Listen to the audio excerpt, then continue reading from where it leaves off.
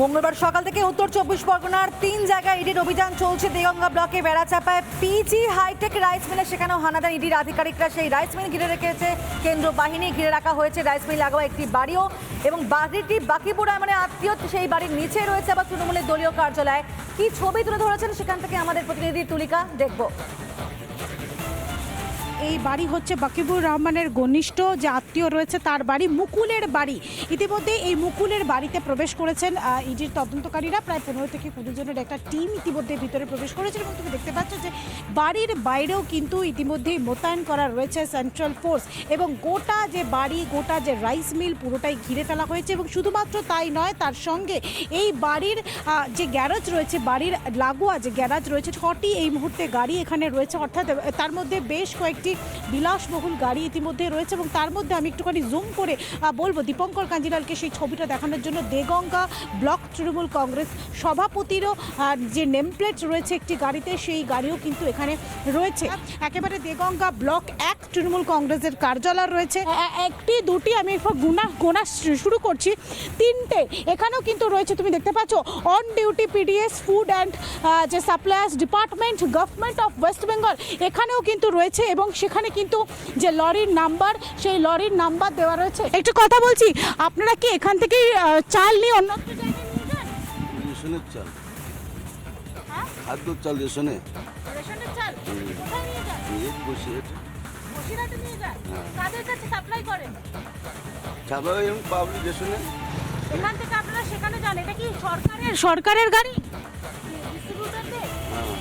রেশনের চাল এই গাড়িতে সাপ্লাই করা হয়, এবং প্রত্যেকটা লরির সামনেই রয়েছে গভর্নমেন্ট অফ ওয়েস্ট বেঙ্গলের বোর্ড লেখা, এবং এই ডিস্ট্রিবিউটারদের মাধ্যমেই বিভিন্ন যে ডিলার রয়েছে, অর্থাৎ রেশন ডিলার রয়েছে, তাদের কাছে সেই চাল পৌঁছে যায়। আর এই গোটা বাড়ি এই মুহূর্তে কিন্তু কার্যত ঘিরে ফেলেছেন যারা সেন্ট্রাল ফোর্স রয়েছে, যারা সিআরপিএফ এর জওয়ানরা রয়েছেন, তারা ইতিমধ্যে ঘিরে ফেলেছেন। এবং তুমি দেখতে পাচ্ছ বাড়ির বাইরের যে অংশ, রাস্তার যে অংশ, প্রত্যেকটি জায়গায় কিন্তু এই মুহূর্তে সেন্ট্রাল ফোর্স মোতায়েন করা রয়েছে, এবং বিপুল পরিমাণে, বিশাল পরিমাণে কিন্তু সেন্ট্রাল ফোর্স এসছে।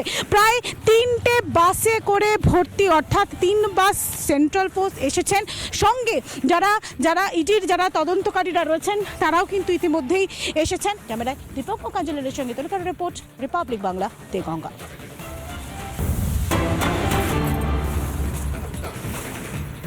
নজর রাখছে এই মুহূর্তে মুর্শিদাবাদের খবরে, যেখান থেকে যে খবর পাওয়া যাচ্ছে সেখানে বকেয়া কোটি টাকার বিদ্যুতের বিল, 250টি পঞ্চায়েত কার্যালয়ে বিদ্যুতের বিল বাকি রয়েছে। অভিযোগ, গত 2 বছরে বিল বাকি রয়েছে 18 কোটি টাকারও বেশি। মুর্শিদাবাদের বকেয়া কোটি টাকার বিদ্যুতের বিল, যে অভিযোগ সামনে আসছে, গত 2 বছরে বিল বাকি রয়েছে 18 কোটি টাকারও বেশি। রিজিওনাল ম্যানেজার কি জানিয়েছেন বিষয় নিয়ে শুনবো। যা পরিশ্রমগুলো আছে তাতে মোটামুটি এখন পঞ্চায়েতগুলোতে টোটাল যে 250টি পঞ্চায়েত আছে তাতে প্রায় আমার 18 কোটি টাকা মতো বাকি আছে। এই টাকাটা পঞ্চায়েত কিন্তু এখন টাকা মেটাচ্ছে। মোটামুটি আমরা আগের ফাইন্যান্সিয়াল ইয়ারে প্রায় 7 থেকে 8 কোটি টাকা মতো পেয়েছিলাম। তো ওনারা টাকা কিন্তু আমরা যেমন ডিমান্ড করি সেরকম টাকা কিন্তু দিয়ে দেয়। এখন আগে যেমন অনেকটা টাকা পেতাম না, কিন্তু এখন কিন্তু রিসেন্ট কিন্তু আমরা টাকা পাচ্ছি। এটা বাকি ঘুরছে কেন, মানে তারা কি ঠিকঠাকভাবে মেটাই নিয়ে আছে?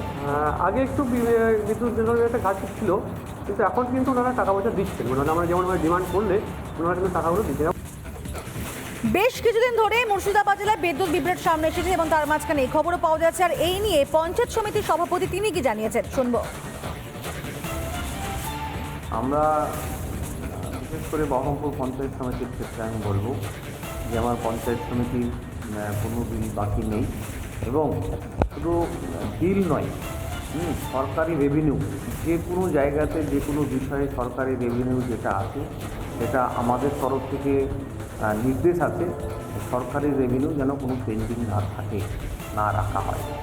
আমরা একটা প্রশাসনিক লোক, আমরা যদি ভুল করি, অন্যায় করি, তো সাধারণ মানুষ তো করতেই পারে।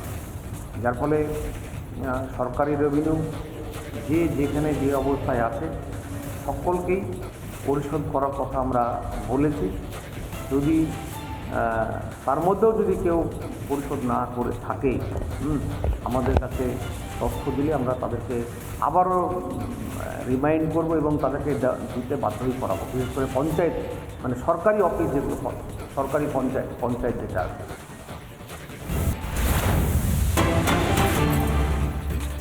সাত সকালে ইডির হানা, তবে শুধুমাত্র বসিরহাট বা দেগঙ্গা নয়, দেখা যাচ্ছে ভাঙড়ও সেখানেও ইডির হানা। রেশন দুর্নীতিকাণ্ডে ভাঙড়ও ইডির হানা, ভাঙড়ের একটি কারখানায় ইডি তল্লাশি। ভাঙড়ের তৃণমূল নেতার ভাইয়ের কারখানায় সেখানে ইডি তল্লাশি। তৃণমূল নেতা কায়সার আহমেদের ভাইয়ের কারখানায় তল্লাশি। কায়সারের ভাই জাহাঙ্গীরের কারখানায় ইডি। আর এই জাহাঙ্গীরটি কি জানিয়েছেন শুনবো। আমার নাম কিভাবে আসছে জানি না। আমরা 2021 সালে ওই রাইস মিল বিক্রি করে দেওয়া হয়। প্রথমে এটা 2016 সালের দিকে রাইস মিল ওরা নেয়, বলরাম সরকার এবং বারিক বিশ্বাস নিয়েছিল। আমাকে 10% শেয়ার আমি হোল্ড করেছিলাম, কিন্তু ওটা 2021 সাল অবধি 10% আমার শেয়ার ছিল। 2021-এর কোভিডের সময় আমরা সবাই তিনজনই ওই পিজি রাইস মিলকে আমরা এটা সেল আউট করে দিই, মানে আলিফনুর ওরফে মুকুলকে আমরা সেল করে দিই। বর্তমানে ওখানে যে দুটো রাইস মিল আছে, দুটো রাইস মিলেরই মালিক হচ্ছে আলিফনুর, মুকুল ওই হচ্ছে মালিক। আমাদের নাম ওটা আছে, এটা দুর্ভাগ্যজনক কী করা যাবে। আমি যে 10% শেয়ার ছিলাম 2021-এর আগে অবধি, তখন আমি ওই মাঝে মধ্যে হয়তো যেতাম, কিন্তু 2021-এর পরে আমি একদিনও ওই রাইস মিলে যাইও নি, আমি দেখিও নি, কিছু জানিও না। আরও একবার ট্রেন দুর্ঘটনা। হাওড়া থেকে মুম্বাইগামী সিএমএসটি এক্সপ্রেস চক্রধরপুর অর্থাৎ ঝাড়খণ্ডের কাছে ডিরেলড হয়ে গেছে। এখনও পর্যন্ত যা খবর পাওয়া গেছে 18টা বগি লাইনচ্যুত হয়ে গেছে। ঘটনায় দুজনের মৃত্যু হয়েছে এবং আহতের সংখ্যা ধীরে ধীরে বাড়ছে। ইতিমধ্যেই হাওড়া স্টেশনের 21 নম্বর প্ল্যাটফর্ম থেকে সেই ট্রেনটি ছেড়েছিল, কিন্তু 9 নম্বর প্ল্যাটফর্মে পুলিশের তরফ থেকে, হাওড়া জিআরপির তরফ থেকে একটি পুলিশ অ্যাসিস্ট্যান্ট বুথ তৈরি করা হয়েছে। অন্যদিকে রেলওয়েজের তরফ থেকে রেলওয়ের কর্মীরা যারা এই হাওড়া প্ল্যাটফর্মে সবসময় ডিউটিতে থাকেন, তাদের তরফ থেকে একটি হেল্প ডেস্ক তৈরি করা হয়েছে।